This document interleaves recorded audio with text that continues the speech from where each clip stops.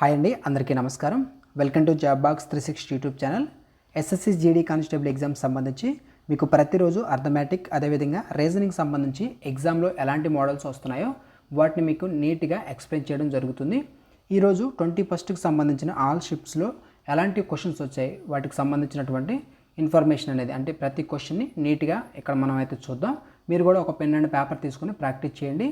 మీకు ప్రతిరోజు వస్తున్నటువంటి ఏవైతే క్వశ్చన్స్ ఉన్నాయో ఆ క్వశ్చన్స్కి సంబంధించి ఏ టాపిక్స్ ఎక్కువగా రిపీట్ అవుతున్నాయి వాటి మీద వీడియోస్ అనేది అప్లోడ్ చేస్తున్నాను. ఆల్రెడీ నిన్నటి రోజు మీకు క్లాక్కి సంబంధించి వీడియో అప్లోడ్ చేశాను. అర్థమెటిక్లో కూడా ఎక్కువగా రిపీట్ అవుతున్నటువంటి టాపిక్స్ మీద మీకు వీడియోస్ అనేది అప్లోడ్ చేస్తాను. ఒకసారి మన ఛానల్ని అయితే చెక్ చేస్తూ ఉండండి. ఈ వీడియో తర్వాత నెక్స్ట్ అవే అప్లోడ్ చేయడానికి ప్రయత్నం చేస్తున్నాను. ఓకేనా? ఇంకా ఈ వీడియోని లైక్ చేయనట్లయితే ఒక లైక్ చేయండి. ఫస్ట్ టైం కానీ మన ఛానల్ చూస్తుంటే సబ్స్క్రైబ్ చేసుకొని ఫాలో అవుతుండండి. ఓకేనా? ఇక లేట్ చేయకుండా క్లాస్లోకి అయితే వెళ్దాం. ఈ పేపర్ అయితే కొంచెం అంటే నిన్నటి రోజు జరిగినటువంటి పేపర్లో కొంచెం ఈజీగా వచ్చాయనిపిస్తుంది, ఎందుకంటే క్వశ్చన్స్ అయితే ఆ విధంగానే ఉన్నాయి. ఓకేనా? ఫస్ట్ క్వశ్చన్ చూడండి. మీరు కూడా ఒక పెన్ అండ్ పేపర్ తీసుకొని చాలా స్పీడ్గా ప్రాక్టీస్ చేయండి. ఓకేనా? 20 యాపిల్స్ ఉన్నాయంట. ఈ 20 యాపిల్స్లో 4 పాడైపోయాయి. మంచి స్థితిలో ఉన్నటువంటి యాపిల్స్ శాతం ఎంత? ఓకేనా? మనకి 4 పాడైపోతే రిమైనింగ్ ఎన్ని ఉంటాయి? 16 ఉంటాయి. ఓకేనా? 16 యొక్క పర్సంటేజ్ అడిగారు. ఇక్కడ దానికి అర్థం అది. ఓకేనా? ఆ 16 యొక్క పర్సంటేజ్ అంటే 16 బై ఇనీషియల్గా ఎన్ని ఉన్నాయి? 20 కాబట్టి ఆ 20 ఇంటూ పర్సంటేజ్ కాబట్టి 100. ఓకేనా? 4 5లు 4 4లు. ఇప్పుడు 5 1లు 5 20లు. 4 ఇంటూ 20 ఎంత అవుతుంది? 80. ఓకేనా? 80%. Answer is 80%. ఓకేనా? దీన్ని సింపుల్గా కూడా చేయొచ్చు. చాలామంది అంటే బాగా స్మార్ట్గా ఆలోచించే వాళ్ళు ఎలా చేస్తారంటే పాడైపోయిన ఎన్ని పార్ట్లో భాగాలు అంటే రేషియోస్లో తీస్తారు. మనకి ఇక్కడ పాడైపోయిన 4 అంటే 4 డివైడెడ్ బై 25 20 1లు 4లు 5లు ఎంత? 1/5 వచ్చింది. అంటే 5 భాగాల్లో 1 భాగం పాడైపోయింది. 5 భాగాలు 100% అయితే 1 భాగం ఎంత? 20%. అంతే కదా? 20%ని 100లోంచి తీసేస్తే 80%. ఇలా కూడా చేస్తారు. ఓకేనా? నెక్స్ట్ క్వశ్చన్ చూడండి. ఒక వస్తువును 4000 రూపాయలకు అమ్మినప్పుడు 1000 రూపాయల నష్టం వస్తే నష్ట శాతం ఎంత? 1000 రూపాయలు నష్టం వచ్చిందంట 4000కి అమ్మితే. అంటే టోటల్గా దాని వాల్యూ ఎంత? దాని కాస్ట్ ఎంత? 5000. 5000 అయితే అతను 4000కే అమ్మాడు కాబట్టి 1000 రూపాయల నష్టం అనేది వచ్చింది. కాబట్టి మనకు అడిగింది ఏంటి? నష్టం వస్తే లాస్ పర్సంటేజ్ అనేది అడిగారు.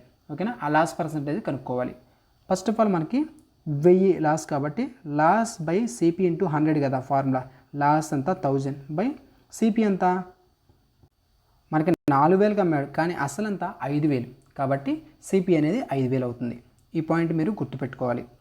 నెక్స్ట్ 100% ఎందుకు వేసానంటే పర్సంటేజ్ కాబట్టి 3 zeros క్యాన్సిల్ 1/5 ఇంటూ 100 అంటే 5 1లు 5 20లు 20% లాస్ అనమాట. ఓకేనా? Option B correct answer.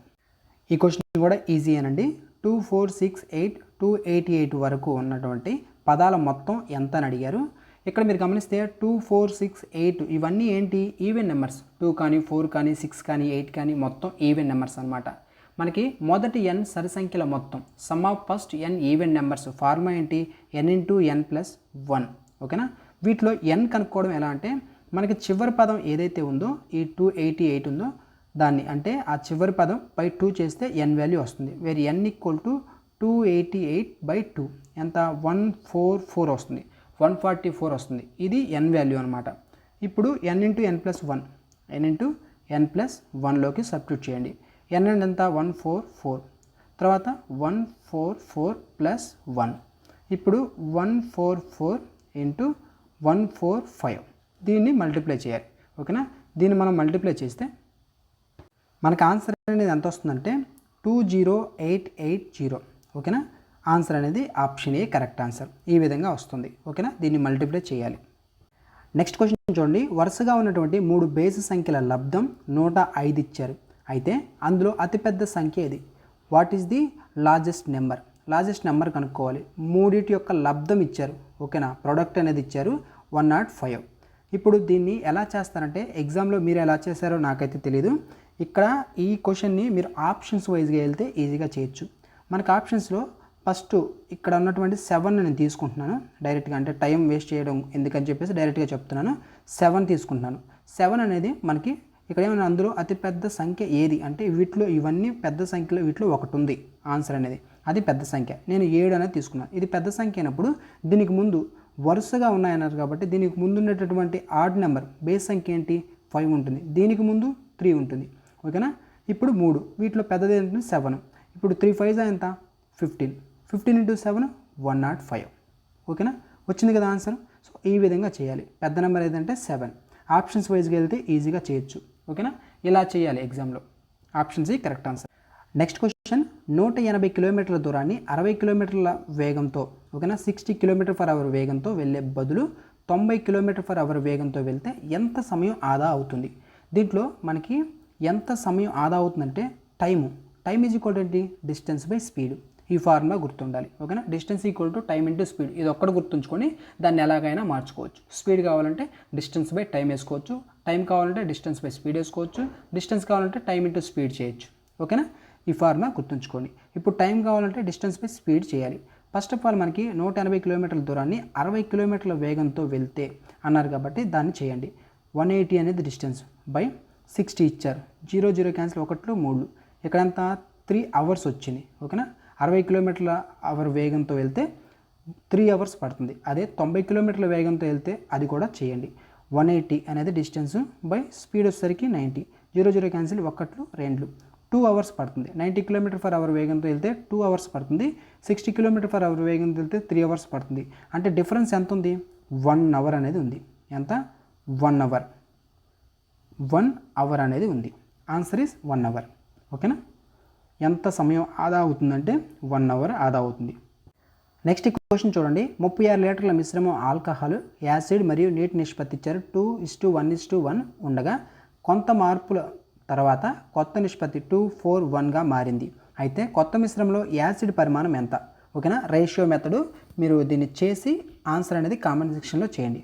Already మీరు కూడా ప్రాక్టీస్ చేస్తున్నారు కాబట్టి మీరేంటంటే ఈ క్వశ్చన్ చేసి ఈ క్వశ్చన్కి చూస్తున్న ప్రతి ఒక్కరు ఆన్సర్ చేయడానికి ట్రై చేయండి.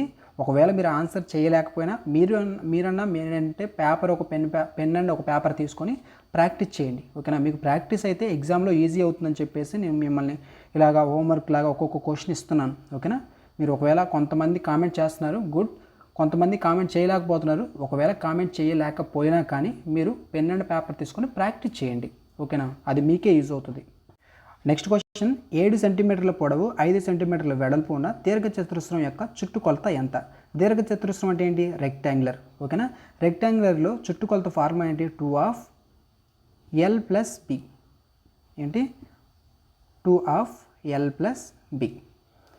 ఇది చుట్టుకొలతకు సంబంధించిన ఫార్ములా. 2/L అంటే ఏంటి, మనకి పొడవు ఎంత ఇచ్చారు, 7 ప్లస్ B అంటే ఏంటి, వెడల్పు 5 ఇచ్చారు. నెక్స్ట్ చేయండి క్యాలిక్యులేట్. 2 × 7 + 5 ఎంత, 12. 12 × 2 అంటే 24. ఓకేనా, 24 centimetres. Option B correct answer. Mensuration మొత్తం ఫార్ములాస్ అనేది చదువుకొని వెళ్ళండి. ఓకేనా, ఇవన్నీ ఎగ్జామ్లో అడిగినటువంటి క్వశ్చన్స్ అండి. నెక్స్ట్ క్వశ్చన్ చూడండి, 81 చదరపు సెంటీమీటర్ల వైశాల్యం గల చతురస్రం యొక్క కర్ణం పొడవు. గత వీడియోస్లో కర్ణం పొడవు కనుక్కోమని మీకు హోంవర్క్ కూడా ఇచ్చాను. దీన్ని కనుక్కోవడం ఎలా అంటే, ఫస్ట్ ఆఫ్ ఆల్ దీనికి ఒక ఫార్ములా ఉంది. అదేంటి మీకు చెప్పాను, మెన్సురేషన్ అనేది ఫార్ములాస్ మీరు నేర్చుకోవాలి. ఓకేనా, మనకి ఈ చతురస్రానికి సంబంధించిన ఏరియా ఫార్ములా అయితే ఏంటి, A². అదే చతురస్రం యొక్క కర్ణం అనేది ఏంటి అంటే A√2. ఓకేనా, A√2. ఇప్పుడు మనకి what is the length of the diagonal of square with an area of 81 square centimetres. 81 area అనేది ఇచ్చారు. ఓకేనా, ఏరియా ఫార్ములా ఏంటి, A² అంటే 81. ఆ స్క్వేర్ అవతలకి వెళ్తే ఏమవుతుంది, √81 అవుతుంది. అంటే 9 అవుతుంది. అంతే కదా, 9 అనేది అవుతుంది. ఇప్పుడు మనకి ఏ అంటే ఏంటి, 9. పక్కన ఎంత ఉంది, √2 ఉంది.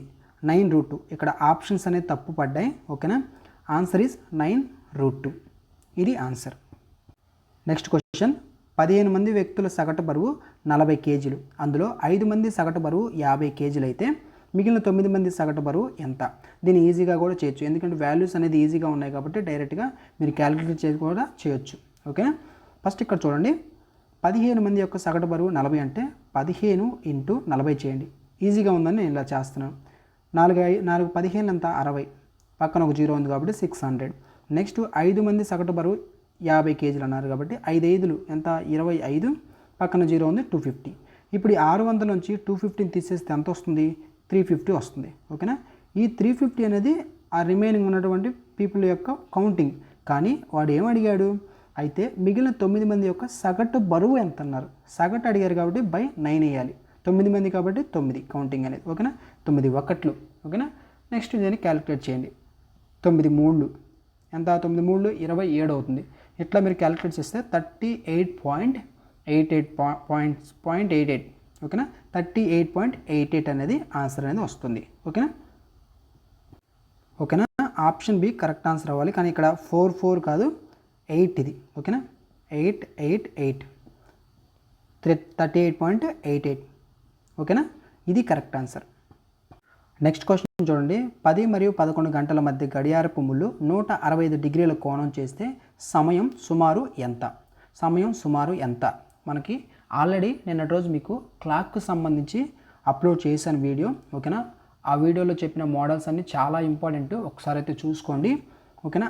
ఇది కూడా అక్కడ చెప్పాను. ఈ మోడల్ కూడా పదే అడుగుతున్నారు కాబట్టి ప్రతి ఒక్కరు నేర్చుకోండి. యాంగిల్ ఫార్ములా ఏంటి మనకి ఇదే గుర్తుంచుకోమని చెప్పాను మీకు. Angle formula = 30 hour - 11/2 minutes. ఓకేనా. ఈ ఫార్ములా త్రూ ఈ యొక్క ప్రాబ్లమ్ని మనం చేయొచ్చు. 30 ఇంటూ ఇక్కడ ఎంత ఉంది 10 ఉంది స్టార్టింగ్, 10 11కు మధ్య అన్నారు కాబట్టి 10 తీసుకోవాలి, -11/2 మినిట్స్ అనేది కనుక్కోవాలి. యాంగిల్ ఇచ్చారు మనకి 165 ఇచ్చారు. ఓకేనా. 30 × 10 అంటే 300.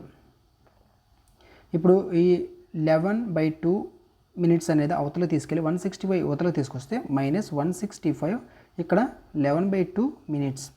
ఓకేనా. ఇప్పుడు 300 నుంచి 165ని తీసేయండి. ఎంత 300 నుంచి 165ని తీసేస్తే ఎంత వస్తుంది 135, 135 అనేది వస్తుంది. ఓకేనా. ఒక నిమిషం. 11/2 మినిట్స్ 135. ఈ 135కి 2 అవతలు తీసుకెళ్తే ఏమవుతుంది 170 అవుతుంది. ఓకేనా. బై ఆ 11 తీసుకొస్తే 11, 170/11, 170/11.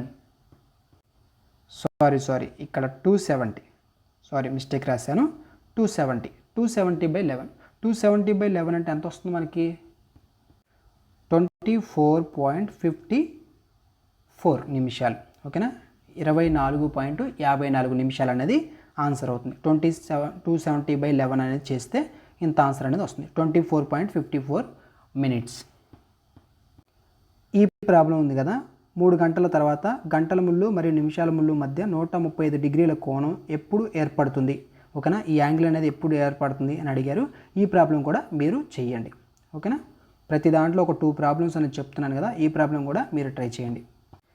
దీనికి నేను మీకు ఆప్షన్స్ అనేది ఇవ్వలేదు. ఎందుకు ఇవ్వలేదంటే మీరు ఆప్షన్స్ ఇస్తే ఏదో ఒకటి పెట్టిపోతే మీకు అది అంటే గెస్ చేయకుండా మీరు పర్టికులర్గా ఫార్ములా వేసుకొని చేస్తారు అని చెప్పేసి ఇవ్వలేదు. ఓకేనా.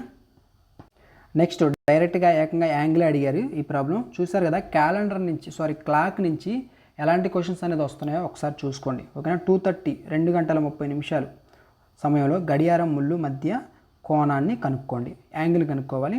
యాంగిల్ = 30 ఇంటూ అవర్స్ అన్ని 2 కాబట్టి 30 × 2 60 డైరెక్ట్గా రాస్తున్నాను. -11/2 మినిట్స్ అంతా 30, 60 - 2 1 2 15, 11 × 15. దీన్ని ఎలా చేయాలి 11 × 15 ఎలా చేయాలి? ఏదో ఒక వాల్యూ తీసుకోవాలి. 15కి 1 యాడ్ చేస్తే 160. తర్వాత అంత కూడా వస్తారు 11 మల్టిపుల్ కాబట్టి 165. తర్వాత మనకి రెండు పక్కల ఏంటి బ్రాకెట్లో ఉంది కాబట్టి మైనస్ వచ్చినా ప్లస్ వచ్చిందని చెప్పాను. 105 అనేది ఆన్సర్ అవుతుంది.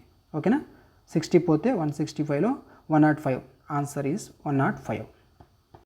నెక్స్ట్ క్వశ్చన్ 36 సెంటీమీటర్ల పరిధి అంటే పెరిమీటర్ ఇచ్చారు 36 సెంటీమీటర్స్. తర్వాత 10 సెంటీమీటర్స్ పొడవు ఇచ్చారు. దీర్ఘ చతురస్రం యొక్క వెడల్పును కనుక్కోవాలి. దీర్ఘ చతురస్రం యొక్క పెరిమీటర్ ఫార్ములా ఏంటి 2 of L + P. చూసారా మనకి ఒక షిప్లోనేమో మనకి ఏవైతే పొడవు వెడల్పు ఇచ్చి పెరిమీటర్ కనుక్కోమన్నారు. ఇంకొక షిఫ్ట్లో ఏంటంటే లెంత్ ఇచ్చి ఒక వెడల్పు అనేది కనుక్కోవాలి, చుట్టుకొలత లెంత్ ఇచ్చారు. చూసారు కదా, మీకు ఏంటంటే ఒక్కొక్క షిఫ్ట్కి కొంచెం డిఫరెన్స్లో కూడా ఇస్తున్నారు ప్రాబ్లమ్స్, ఒకసారి చూసుకోండి. ఇప్పుడు మనకేంటి పెరిమీటర్ ఎంత 36 ఇచ్చారు, 2 ఒకట్లు 2 18. లెంత్ ఎంత మనకి 10 సెంటీమీటర్స్ ఇచ్చారు కాబట్టి 10 ప్లస్ బి అనేది కనుక్కోవాలి మనం 18. ఇప్పుడు బి ఈక్వల్ టు 18 మైనస్ 10 ఎంత 8. Option B correct answer, 8 centimetres.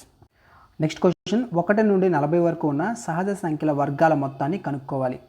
What is the some of A squares of natural numbers from 1 to 40.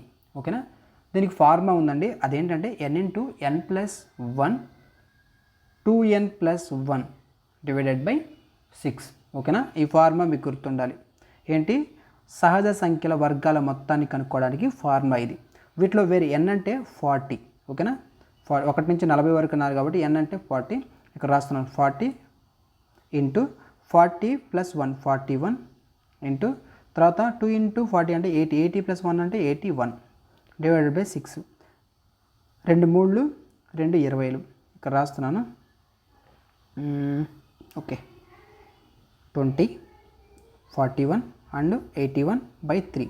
3 ఒకట్లు 3 2, తర్వాత ఇక్కడ 2 ఉంటుంది, 2 1 7 అంటే 3 7. ఫైనల్గా మనకేంటి 20 into 41 into 27 is equal to ఎంత మనకి 20 41 27. దీని మొత్తాన్ని మనం క్యాలిక్యులేట్ చేయాలి. ఇక్కడ 2 ఇంటూ 41 అంటే ఎంత 82, పక్కన ఒక 0 ఉంటుంది, ఇంటూ 27. ఇప్పుడు 82 ఇంటూ 27 చేస్తే చివరి 0 యాడ్ చేసుకుంటే సరిపోద్ది. ఓకేనా, దాన్ని ఫైనల్గా మనం ఆన్సర్ చేస్తే మనకి 22140 వస్తుంది. 22140 22140 option A correct answer. Next question, ఇక్కడ ఇచ్చినటువంటి సంఖ్య శ్రేణిలో తప్పుగా ఉన్నటువంటి సంఖ్యని గుర్తించాలి. 100 120 144 169 196 225. దీంట్లో మిస్టేక్గా ఒకటైతే రాశారు, అదేంటో కనుక్కోవాలి. దాన్ని కనుక్కోవాలంటే ఫస్ట్ అసలు ఈ వాల్యూస్ ఎలా రాశారనేది తెలియాలి. ఓకేనా, ఇక్కడ ఈ వాల్యూస్ ఎలా రాశారు, 100 అనేది ఏంటి 10 స్క్వేర్, చూడగానే మనకు అర్థమవుతుంది. నెక్స్ట్ మనకి 120 అనేది ఏ స్క్వేర్ కాదు. నెక్స్ట్ 144 అనేది ఏంటి 12 స్క్వేర్. నెక్స్ట్ 116 అంటే 13 స్క్వేర్. 196 అంటే 14 స్క్వేర్. అందుకే మిమ్మల్ని స్క్వేర్లు అనేది ప్రాక్టీస్ చేయమని చెప్పేది. ఓకేనా, ఈ విధంగా 225 అనేది ఏంటి మనకి 15 స్క్వేర్. 225 అనేది 15 స్క్వేర్. ఓన్లీ 120 అనేది మాత్రం స్క్వేర్ వాల్యూ కాదు, కాబట్టి 121 అనేది 11 స్క్వేర్ కానీ 120 కాదు. ఆప్షన్ బి 120 అనేది ఆన్సర్.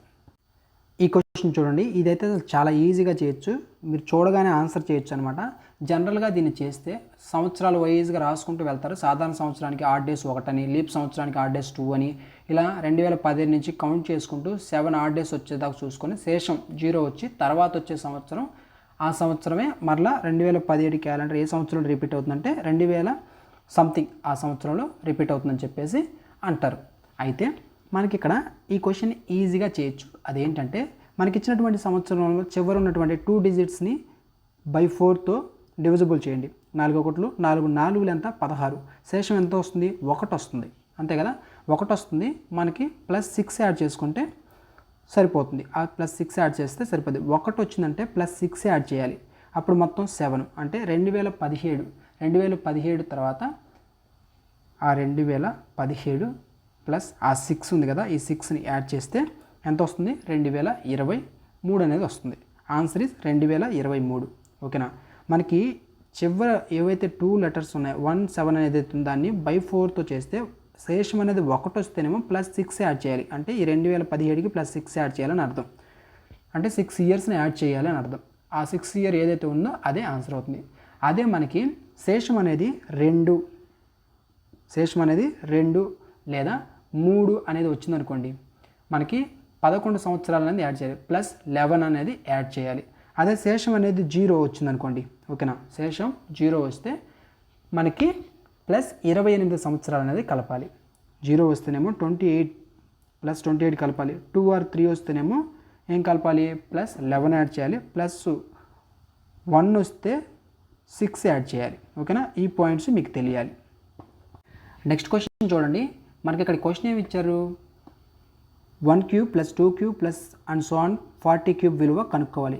1 క్యూబ్ నుంచి 40 క్యూబ్ వరకు వాల్యూ అనేది కనుక్కోవాలి. దీన్ని 1 క్యూబ్ అంటే 1 అని, 2 క్యూబ్ అంటే 8 అని, 3 క్యూబ్ అంటే 27 ఎట్లా క్యాలిక్యులేట్ చేస్తే మీరు ఎగ్జామ్ కూడా అయిపోద్ది. దీన్ని ఈజీగా చేయొచ్చు. అదేంటంటే మనకి దీనికి ఒక ఫార్ములా ఉంది. ఏంటంటే మొదటి n సహజ సంఖ్యల గణాల మొత్తం, క్యూబ్స్ మొత్తం ఫార్ములా ఏంటి, n into n plus 1/2 whole square. ఓకేనా, n into n plus 1/2 whole square అనమాట. n అంటే ఏంటి మనకి 40, కాబట్టి ఆ 40 రాసుకొని n ప్లస్ 1 అంటే 40 ప్లస్ 1 అంటే 41 డివైడెడ్ బై 2 హోల్ స్క్వేర్. ఇప్పుడు 40 2 ఒకట్లు 2 20 అంటే 20 ఇంటూ 41 హోల్ స్క్వేర్. అంతే కదా, 20 ఇంటూ 41 హోల్ స్క్వేరు. ఇప్పుడు ఈ 20 ఇంటూ 41 క్యాలిక్యులేట్ చేయండి. 20 ఇంటూ 41 అంటే 820. ఓకేనా, 820 హోల్ స్క్వేర్. 820 హోల్ స్క్వేర్ అంటే ఏంటి మనకి, ఇక్కడ రాస్తాను చూడండి. 820 హోల్ స్క్వేర్ అంటే 820 ఇంటూ 820 అని అర్థం. ఓకేనా, ఇప్పుడు మనకి 82 ఇంటూ 82 క్యాలిక్యులేట్ చేసామనుకోండి, ఆన్సర్ వచ్చేస్తుంది. ఆ జీరోలు పక్కన పెట్టి 8282 క్యాలిక్యులేట్ చేయండి. దీని పద్ధతి చెప్పాను ఆల్రెడీ, గత వీడియోస్లో చెప్పాను. ఫస్ట్ 8 ఎంత 64, ఫస్ట్ దాంట్లో రాసుకున్నాను. 2 ఎంత 4, ఇక్కడ చివరిలో 4 రాసుకున్నాను. తర్వాత ఫస్ట్ దాంట్లో సెకండ్ దాంట్లో ఫస్ట్ డిజిట్. 2 ఎంత 16, తర్వాత 2 ఎంత 16, 16 32, ఇక్కడ 2 ఇక్కడ 3, 4 2 3 4 ఎంత 7, తర్వాత 6, చివరి 0 ఉంది కదా, ఇక్కడ 0 ఉంది ఇక్కడ 0 ఉంది కాబట్టి 2 జీరోలు. 672400, 672400 option A correct answer. Next question చూడండి. ఈ క్వశ్చన్ కూడా చాలా అంటే చాలా ఈజీ. చూడండి, 480 టోపీలు 240 బిస్కెట్లు సమానంగా పంచడానికి వీలయ్యే గరిష్ట పిల్లల సంఖ్యను కనుక్కోండి. గరిష్ట పిల్లల సంఖ్య ఏంటి, సింపుల్గా ఇక్కడ ఉన్నటువంటి 480 అదేవిధంగా 240 ఉంది కదా, ఈ రెండింటికి హెచ్సిఎఫ్ కనుక్కోవాలి.